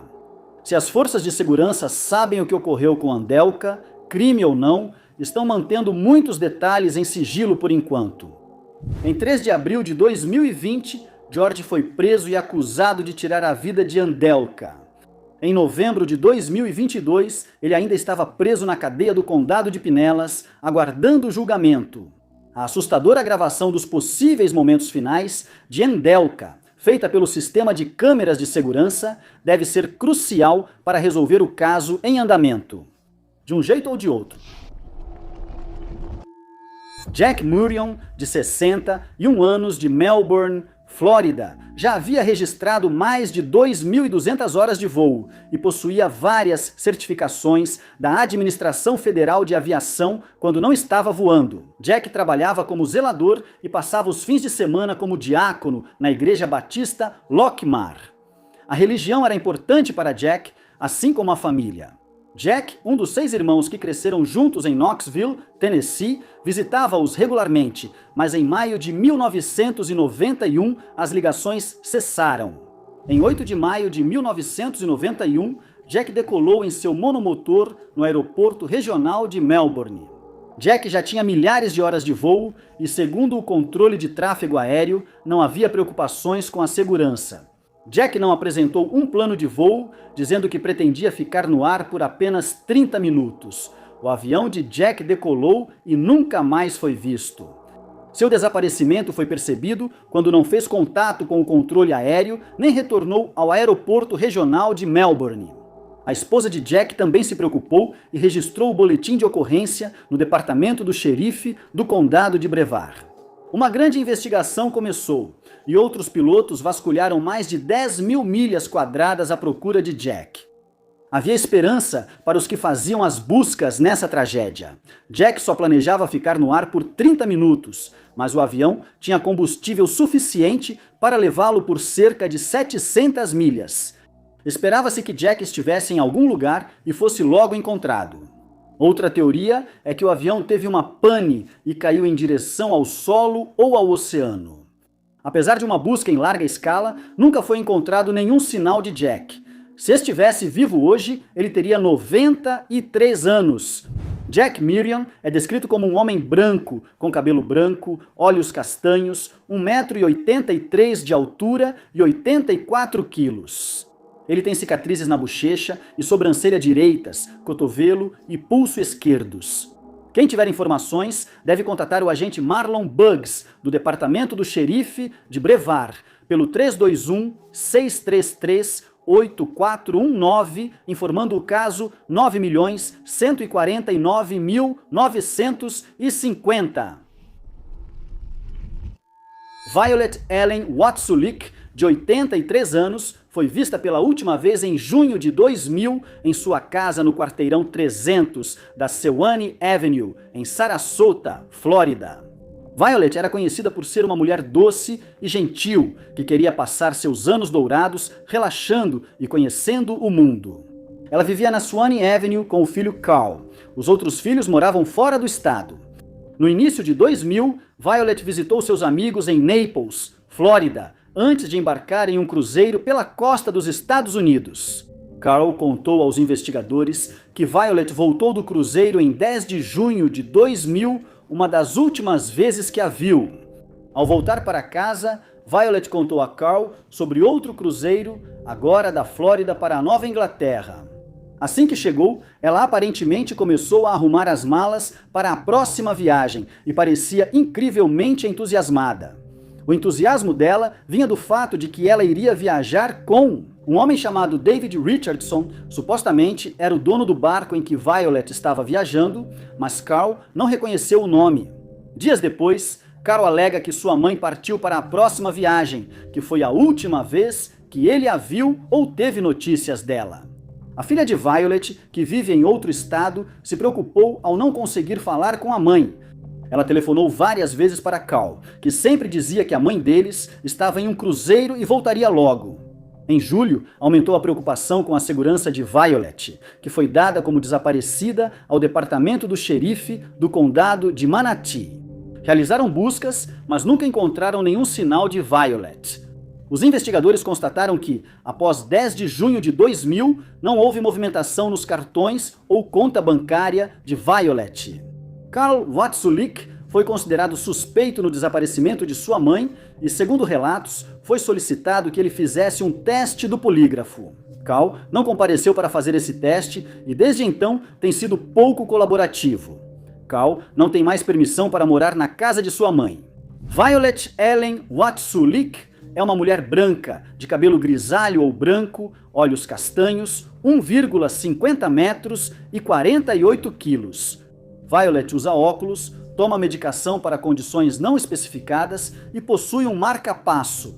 Quem tiver informações deve contatar o departamento do xerife do condado de Manatee pelo 941-747-3011, citando o caso 0028419.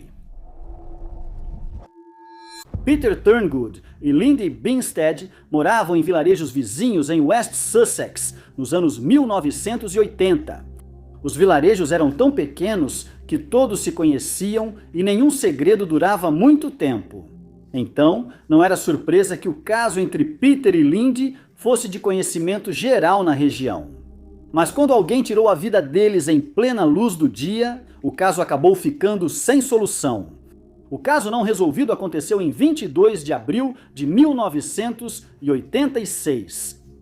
Pedro tinha 47 anos na época e era um pedreiro divorciado da região de Borden e Whitehill. Era uma manhã comum quando ele alugou um Mazda prata e dirigiu a curta distância até o Old Thorns Golf Club. Foi lá que ele se encontrou com Lindy. Lindy, de 49 anos, era casada com Mick e tinham 3 filhos. Os detalhes do casamento não foram divulgados, mas ela claramente estava buscando mais da vida. Lindy era faxineira no clube. Após buscá-la, Peter dirigiu 20 minutos até Chapel Common, logo após a A3. O local, antes isolado, virou ponto popular para casais. Algumas horas depois, um vendedor que dirigia pela A3 parou em Chapel Common procurando um lugar para parar.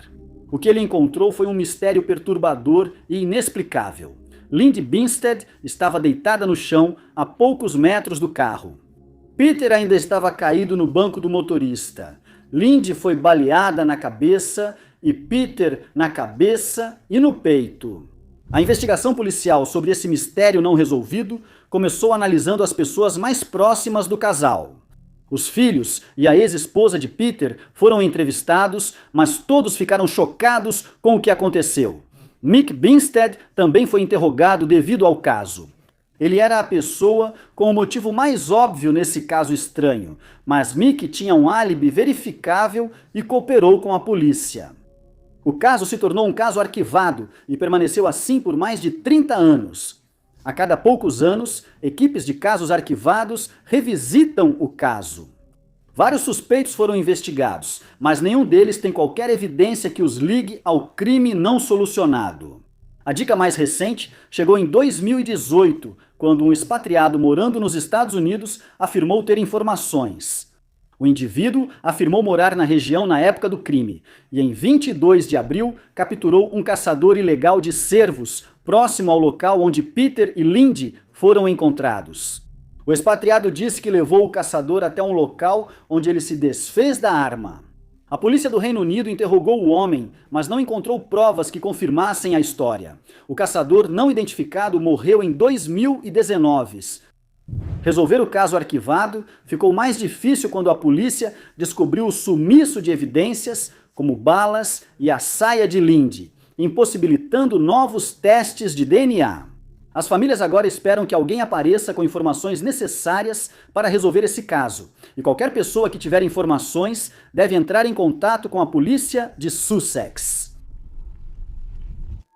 Em 9 de setembro de 2021, um homem de moletom cinza com capuz e máscara cirúrgica azul entrou na Aura Credit Union em West Springfield, Massachusetts, com um envelope laranja.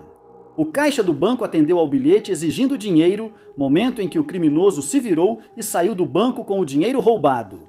Mas a história deles não termina aí.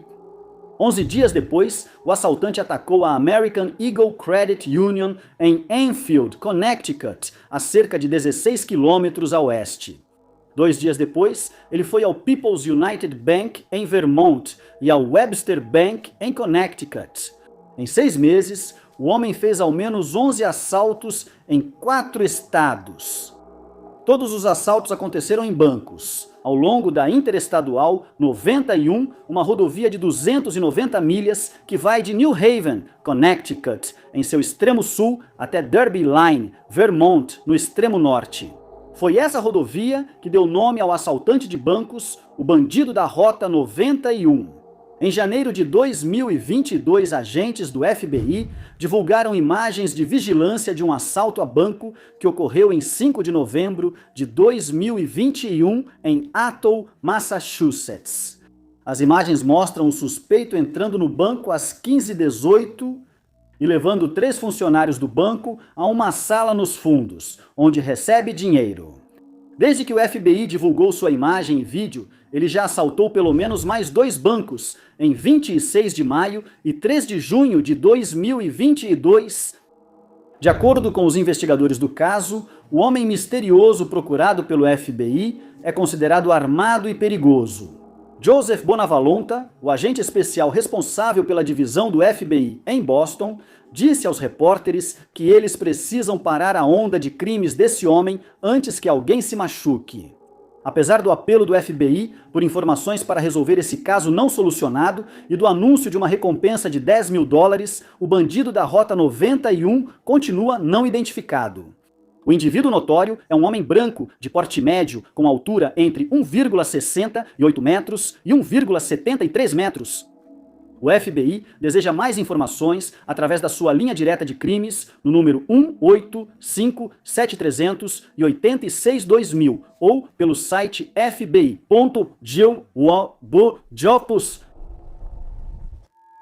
Às 3 da manhã, em 7 de agosto de 1994, pequenas gotas de uma substância gelatinosa cobriram a pequena cidade de Oakville, Washington.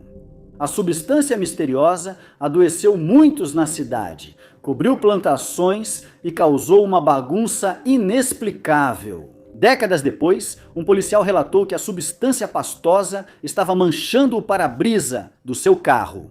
Outros também notaram, e logo os jornais chamaram o evento de chuva de gosma. Sonny Barcliffe, moradora local que vivia com a mãe em uma fazenda fora da cidade, relatou 2 vezes em 2 semanas o surgimento de pequenas gosmas do tamanho de grãos de arroz. Quando choveu, como muitos, a mãe de Sonny ficou doente e foi ao hospital com tonturas. Ela e o médico não tinham certeza se aquelas estranhas gosmas tinham algo a ver com a doença repentina dela no começo, mas o médico achava que sim. Para garantir, ele pediu um exame da substância misteriosa no departamento de ecologia local, e os resultados dos testes foram bastante inesperados. Seja lá o que fossem esses aglomerados, de alguma forma eles continham glóbulos brancos humanos.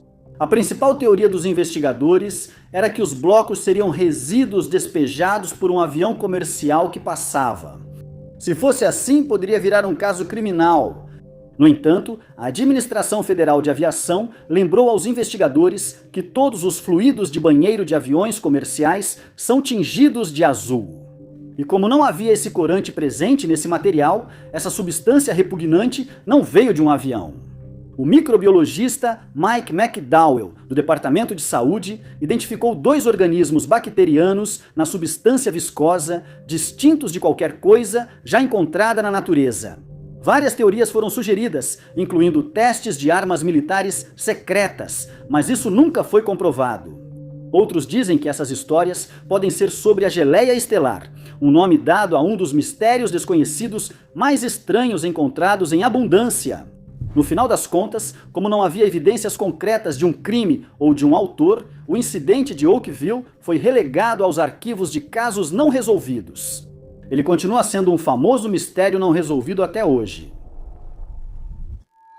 Em 29 de janeiro de 2021, uma carta misteriosa de um escritório de advocacia local foi enviada para um detento no centro de detenção Coastal Bend, em Robstown, Texas. Como parte da investigação criminal e do processamento de evidências da prisão, a carta foi enviada a um laboratório forense, onde testou positivo para a substância ilícita. Embora a carta parecesse uma correspondência comum de um advogado de defesa para um detento. Na verdade, ela não foi enviada de nenhum escritório de advocacia, mas sim de uma complexa operação de contrabando.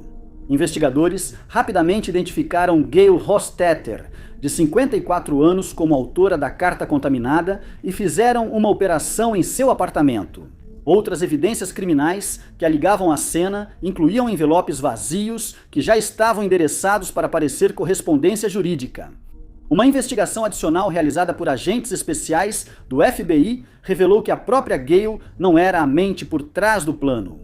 Após realizar entrevistas, o FBI agora entende a verdadeira história da seguinte forma: o crime foi idealizado pelo detento que recebeu a carta, cujo nome nunca foi divulgado. Enquanto aguardava em sua cela, ele recrutou Gale para ajudar a organizar uma grande quadrilha criminosa. Gale contou aos agentes que não era sua primeira tentativa de traficar substâncias pelo correio da prisão. Ela já fizera isso antes. Em 15 de novembro de 2022, ela foi condenada a 24 meses de prisão por sua participação nessa história de crime estranha, mas real. Por 3 anos, uma dona de casa de Virginia Beach, chamada Lori Ann Tallents, operou um império digital de 31 milhões, explorando uma fraqueza corporativa bastante criativa.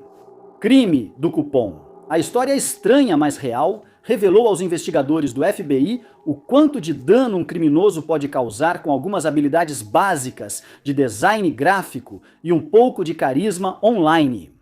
Entre abril de 2011 e maio de 2020, Lori anunciava seus serviços como especialista em cupons. Seus posts nas redes sociais listavam cupons com descontos impossíveis de tão bons que ela estava disposta a enviar mediante uma taxa. Esses cupons eram aceitos pelos leitores das lojas em todo o país e pareciam reais, por anos. Ninguém sabia que os vales eram totalmente falsificados no computador dela, ao contrário da maioria dos crimes reais. O mistério foi resolvido quando um cliente de Lori percebeu algo estranho e levou um cupom falso ao Centro de Informações sobre Cupons, uma organização sem fins lucrativos. A agência contatou o Serviço de Inspeção Postal dos Estados Unidos da América e o FBI assumiu a investigação. Os agentes do FBI se referiam aos cupons falsificados dela como Frankensteins, porque eram uma colcha de retalhos de imagens, textos e códigos de barras combinados de promoções já existentes. Durante uma operação do FBI em sua residência, agentes encontraram mais de 13 mil designs falsificados diferentes. Como Lori Tallents aceitou pagamentos por PayPal e Bitcoin, 2 acusações federais extras de fraude postal e eletrônica foram adicionadas ao seu processo criminal. Exatamente quanto dinheiro Lori embolsou antes de ser pega continua sendo um mistério para o público, embora muitos fabricantes tenham perdido 31 milhões. Em 14 de setembro de 2021, ela foi condenada a 12 anos de prisão por comandar um dos esquemas de crime organizado mais inesperados já desmantelados pelo FBI. Obrigado por assistirem, pessoal. Se gostaram do vídeo, não esqueçam de curtir. Não esqueçam de se inscrever e ativar o sininho para receber nossos próximos vídeos. Sou Top 5 Unknowns e até o próximo vídeo.